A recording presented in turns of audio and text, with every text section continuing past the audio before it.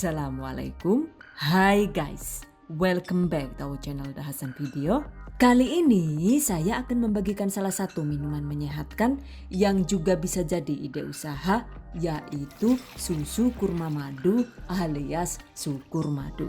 Menyehatkan karena ini dibuat dengan tanpa menggunakan gula ya. Pastinya kaya akan manfaat, bisa jadi penguat stamina, penguat imun, dan bisa jadi pelancar ASI bagi para bunda yang sedang menyusui. Wow, amazing. Selain itu bisa untuk suguhan berbuka ataupun untuk menu pelengkap sahur. Tuh, mantap banget kan ya segernya? Oke guys, I bet you've been curious to know on how to make it. Just check it out. Bahan dan cara membuat 170 gram atau sekitar 25 buah kurma. Untuk jenis kurmanya sesuai selera saja ya. Kalau untuk dijual sebaiknya sih gunakan bahan baku kurma kiloan kualitas bagus seperti ini agar harganya itu bisa lebih terjangkau. Oke, cuci bersih kurma lalu buang bijinya.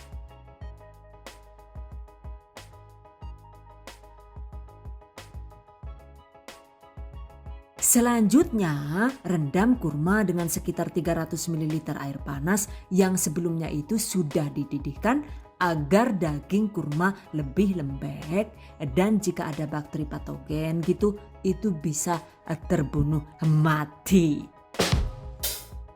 Rendam sekitar 30 sampai dengan 50 menit saja. Jangan lama-lama ya guys. Selanjutnya, siapkan juga bahan lainnya dan jika daging kurma sudah terlihat lebih lembek, berikutnya waktunya dieksekusi. Siapkan blender dan ini seperti biasa saya menggunakan chopper andalan dari Mito Chiba. Tuangkan rendaman kurmanya tadi ya. Blender hingga halus.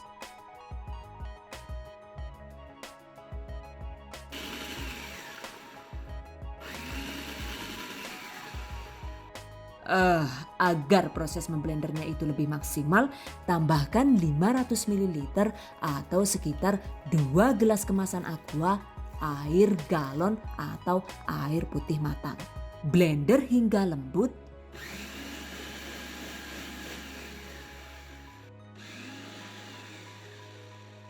Setelah lembut, baru masukkan 500 ml susu cair UHT.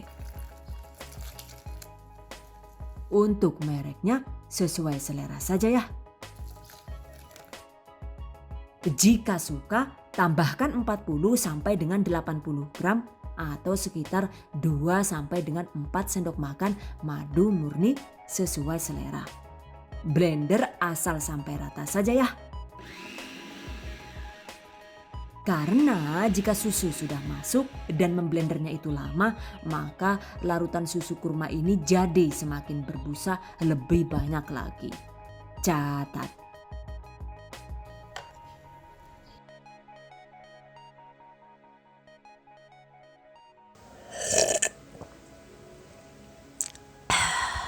Oke guys. Berikutnya, tuang ke wadah sambil disaring dengan menggunakan saringan yang cukup rapat.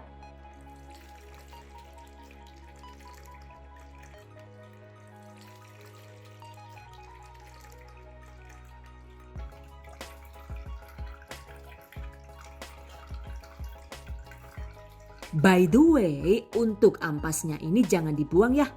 Karena yang ini juga enak banget dimakan, jadi cukup disisihkan di wadah terpisah.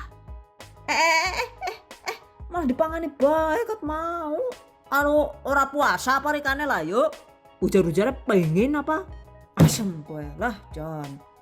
Selesai.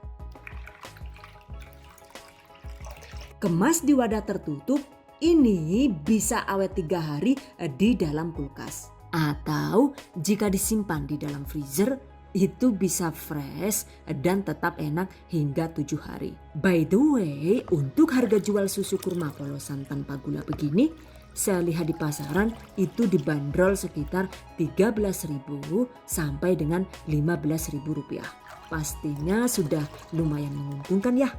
Sementara untuk varian produk dan peningkat harga jual, kita bisa membuat olahan susu kurma dengan menambahkan aneka rasa seperti ini.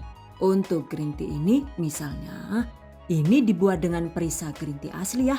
Jadi caranya cukup dengan menambahkan bubuk green tea sekitar 1 sendok teh untuk per satu resep. Dan ini saya menggunakan green tea bubuk alami dari Fuko. Agar mudah menyatu, larutkan bubuk green tea dengan air hangat secukupnya.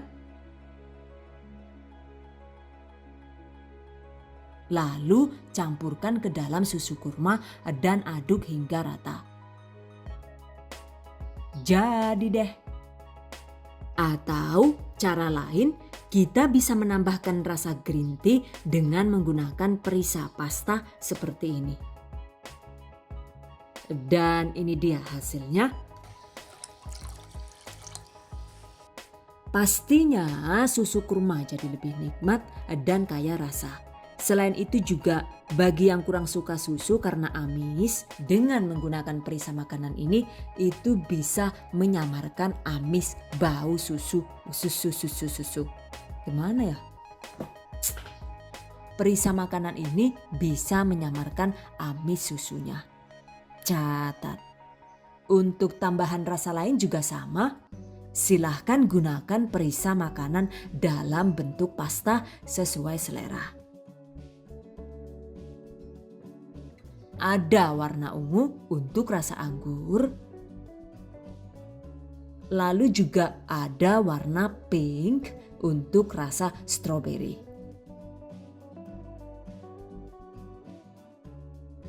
Dan ini dia sukur madu alias susu kurma madu dengan aneka rasa yang siap disantap ataupun dijual. Dan ini juga masih bisa ditingkatkan harga jualnya dengan penambahan jelly yang bebas gula dan kaya akan serat. Wow, amazing. Bebas gula karena untuk jelinya ini saya tidak menggunakan gula pasir untuk pemanisnya ya guys. Jadi cukup menggunakan pengganti gula yang aman dan bebas kalori yaitu pemanis diabetasol. Untuk pembuatan jelinya itu sendiri cukup diikuti caranya sesuai yang ada di bungkusnya ya. Cuma untuk takaran airnya itu cukup gunakan 400 ml per 1 sachet.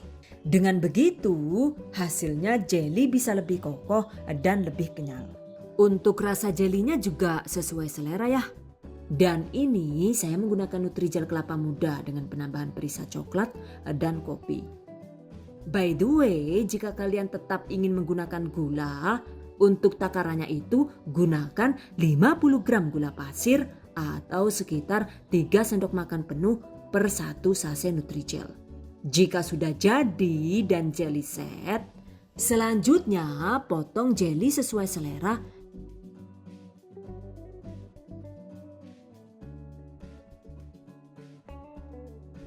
Dan kemas susu kurma dengan penambahan jelly seperti ini. Untuk satu resep ini, jika dibuat polosan tanpa jelly, itu dapat menghasilkan 5 botol susu kurma dengan volume 250 ml. Dan jika ditambah dengan jelly begini, maka bisa menghasilkan 7 botol susu kurma dengan volume 250 ml. Dengan ditambah rasa dan isian jelly begini, pastinya jika dijual juga harganya itu jadi meningkat yaitu kisaran 14.000 sampai dengan 16.000 rupiah. Catat. Untuk lebih jelasnya, baik itu modal total, estimasi omset per satu resep dan lain-lain, silahkan cek di deskripsi video ini. Catat. Selanjutnya, tips dan trik seputar susu kurma. Untuk pembuatan susu kurma ini sebaiknya gunakan kurma kering yang belum diolah menjadi nabis. Karena jika kita menggunakan nabis sebagai bahan baku untuk membuat susu kurma, secara teori itu lumayan berbahaya ya.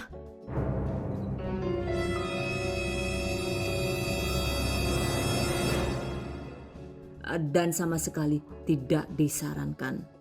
What? Sing bener bae lah yuk. Sing bener bae lah. Karena dalam kitab Tibun Nabawi karya Imam Ibnul Qayyim di halaman 324 dinyatakan bahwa barang siapa yang menggabungkan dalam lambungnya susu dengan nabis, maka apabila ia menderita leprah atau asam urat, tidak ada yang bisa disalahkan kecuali dirinya sendiri. Catat. Pernyataan tersebut juga sudah dikonfirmasi kebenarannya di kitab Al-Adab Asy-Syar'iyyah halaman 359 bahwasanya tidak cocok menggabungkan dalam lambung antara susu dengan nabis karena akan mencetuskan penyakit lepra dan asam urat. Merinding disco, merinding disco. Jadi dapat disimpulkan bahwa ternyata mencampurkan nabis dengan susu itu sama sekali tidak disarankan. Catat.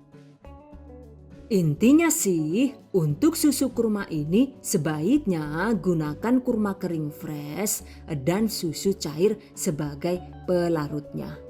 Sementara jika nabis itu adalah menggunakan kurma kering dan air putih biasa, lalu didiamkan selama 8 sampai dengan 12 jam. Untuk khasiatnya, baik nabis ataupun susu kurma ini sama-sama luar biasa. Saya bisa bilang begini karena sudah hampir 4 tahun ini ketika sahur, saya itu nggak makan nasi atau makanan yang berat lainnya gitu. Cukup mengkonsumsi buah dan segelas nabis atau kadang juga susu kurma.